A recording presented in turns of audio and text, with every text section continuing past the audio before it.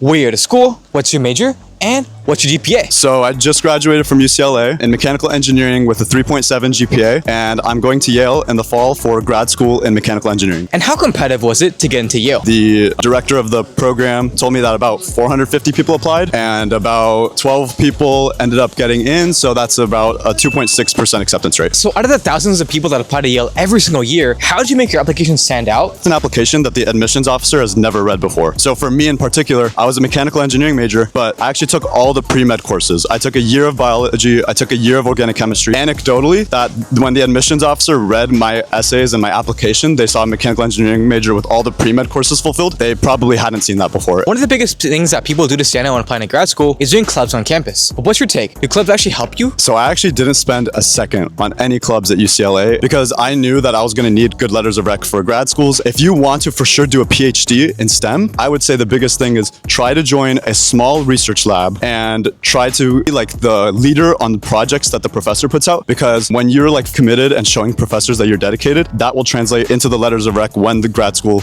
applications come around. And you mentioned professors. What is your biggest tip to get great recommendation letters, especially from professors who don't want to talk to you? But really, most of the professors that you're spending all that time with, it's not going to end up mattering because you're only going to need letters of rec from like 2 or 3 professors. And so if I identified a professor that I knew I was going to want a letter of rec from, I would commit way more time to that professor's office hours and really sacrifice time for my other classes because I knew that. And when writing a personal statement, how do you craft one that doesn't sound like you made it with ChatGPT? Don't start with ChatGPT. What I did was I just sat at my computer, opened a blank Google Doc, and I just typed my heart out. But the big part of this is it should be your own voice, and then you can use ChatGPT as a tool. And I only use it as a tool for parts of my essay. So I would like a whole paragraph of my essay into ChatGPT and say like, I need to make this more concise. I need to refine this. And it would be really good at like niche, small tasks.